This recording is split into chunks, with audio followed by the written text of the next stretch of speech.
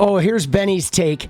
Saturday was a warning for every American. If you confront police, they're not police. While armed, rush them or resist arrest. This is what happens.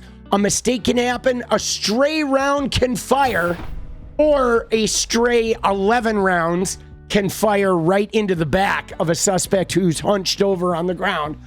But that split-second decision is life or death. Rules exist for a reason, like the Epstein Files Transparency Act. You cannot attack an office. Law enforcement must be able to act without hesitation, and Americans must respect those rules or face the consequences. Dude, Benny coming in, dude. Benny's coming in hot, bro. Dude, look at him, though. Dude, he looks like he's losing weight, doesn't he? Benny doesn't look good, dude. He looks like he's been drinking a lot of Metamucil in between trips to the gay club, boss. He looks a little peaked. Benny is a Trump sniff, but Benny's job is also to keep everybody angry, okay? He's got to make sure that all the MAGA people are, like, upset. If you're Christian, you're being oppressed. If you're white, you're being replaced. And if you're a hardworking American, like, the Democrats are out to get you. So look at what his little take is here. I think it's pretty interesting. Do you think that this 37-year-old ICU nurse, Alex Pretti, might have been paid to be out there? You saw the quote from his father. His father said, "Look, go out and protest all you want. Don't get involved. Don't do something stupid." His words. But he certainly did, didn't he? I'm sorry, but if you put all the evidence together, Rob, I'm not going to accept this false premise that somehow this is a martyr. If anyone, if you or I or a member of anyone's security team, let's say, if a Secret Service agent started to fight with a bunch of cops and he was armed, I mean, you can expect a bad outcome. Should this be a death sentence? Well, I'm just saying that that's on the list of possibilities when you come with a loaded firearm with a bullet chambered, which is what happened. Dude, so much for your Second Amendment rights, people. Here, and you start fighting with the cops. That's exactly what he did. He committed a crime here, all right? Let's just look at all available evidence. Oh, yeah. Alex Pretti committed a crime. He fought and resisted arrest. He fought with federal officers.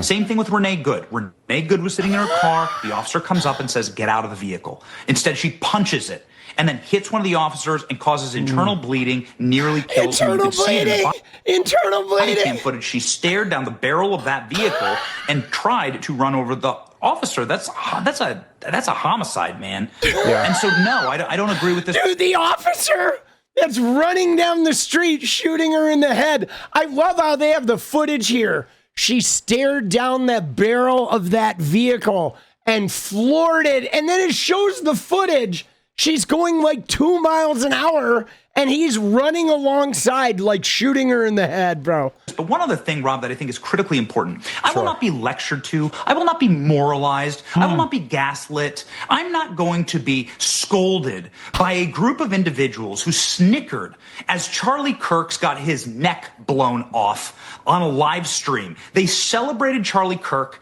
They laughed in the face of his widow and his orphaned children and all of his friends and all the people who had him on their programs like you. They laughed in our faces. They celebrated. They warned Donald Trump that they'd get a better sniper next time when Trump missed a bullet.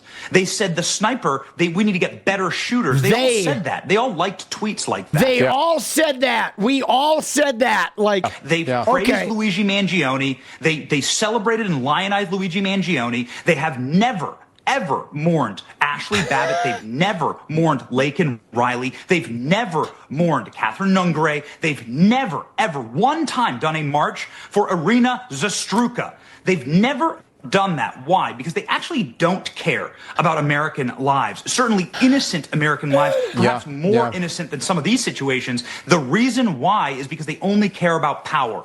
These instances are... Dude, by the way, the Democrats right now have no power, guys. Just for the record. They're attempting to gain power from them. And so they do not care about life. They only care about the assumption of power. They're Marxists. It's demonic. It's very, very Demonic! evil, Rob. And so I'm not going to be lectured to or moralized by these people. And I'll say this definitively on your show. Sorry for the long answer, but I'll say it on your show. Every American life lost is a tragedy, whether it's fentanyl or whether it's a shooting in the street. It's all a tragedy. I don't want my fellow Americans to die. And at least I have the moral clarity, and our side has the moral clarity to say it, Rob. Yeah, great. Dude. All right. So, bro, was that not some of the craziest shit you've ever seen? Because let me just read between the lines here. So, why is Benny pissed? Because what's happening now, Alex Pretti is getting all of the sympathy that Charlie Kirk didn't get. Like, Charlie Kirk dying was like super traumatizing for them because he was like their really big political figure. Now, these are apples and oranges because Charlie Kirk didn't die at the hands of the government. Like, Charlie Kirk died because some random lunatic shot him, or it's a conspiracy of his own people. But like, he certainly wasn't killed by a leftist. Okay, I mean, they tried to spin it that way, but it was very obvious that that guy was not a leftist. He was not a leftist activist, right? Even though they said it, the world at large knew it was not a leftist crime. Democrats don't run around like shooting people. We just don't. Okay, so people know this, right? I mean, no matter what story they spin, in the general, like, collective consciousness, everybody knows that that was not a leftist crime. And everybody knows that, like, sure, there were some people in schools that had been targeted on professor lists and shit that made some comments about it. But even those comments, most of those comments were, like, just using Charlie's own words, right? I mean, certainly there weren't any legislators that were openly mocking the Charlie Kirk thing. In fact, many of them signed on to recognize his day and shit. Okay? So, whatever they were trying to achieve with Charlie Kirk, they've basically been left empty-handed. Okay? They really have. They don't have a giant revival. Like, TPUSA's not, like, blowing up. Okay, they're still fighting to cram it into schools, and it's only happening in these really deep red areas, and even then it's hard. All right, the momentum is gone. The groundswell against Trump is huge. Maga is defecting. Even Maga are looking at Erica Kirk and being like, what the fuck is wrong with this woman? So they are, I mean, I'm not going to feel bad for Benny Johnson because these guys are degenerate lying scum. But they got nothing to show for, 10 years of TPUSA. They have nothing to show for it right now. They are losing every election. They literally ran like Jay Jones is going to kill your kids, and that motherfucker still beat them. So they're gutted, okay? And all of their little shit with like Irinya, and every time that Laken Riley 2 years later, they're still talking about Laken Riley. But guys, Laken Riley dying is tragic. Don't get me wrong. Of course it is. But 7,000 women have been murdered in the United States since Laken Riley died. 7,000. Okay? Nobody's going to talk about Laken Riley for 2 years when 7,000 other women have died and been murdered in that time. Like, nobody cares about Laken Riley any more than they care about the other 7,000. Like, she is one of 7,000. I know for them, she's their pinnacle, but so they're like frustrated, and they don't care about Laken Riley. She's just a political pawn. But like, dude, you never hear these guys talk about the other 7,000 women. And yes, the man who killed her was put away. Okay, the man who killed Alex Pretti is not going to be put away. We don't even know who he is. The U.S. government is hiding his identity. But you saw how he did a laundry list of like Charlie Kirk, Luigi, like the Trump assassination, Ashley Babbitt, Laken Riley, right? But like, guys, all of this shit is in the past. He's like, let me dredge up 10 reasons in the past that now, like, we're not going to feel bad that the government shot somebody because we're resentful about these 10 items. Let me read you my list here. I'm mad about this, mad about that, mad about that. Somebody, Milo said I go to gay clubs, right? People tell me I'm on Grindr, right? He's reading off his little list of grievances. But, you can see, though, guys, they're broken. They are so broken. You know what I mean? They're broken because they're right back. They're right back at J. Jones. They are right back at J. Jones, where they're like, dude, the Democrats are going to kill you. And then everybody's on the Democrat side. Right? And I mean, look at this guy. I mean, this guy is hearing this shit, but like, what's he going to say? Everyone in the world who watched that video of Alex Pretti getting executed, everyone in the world watched it and was aghast. Everyone was.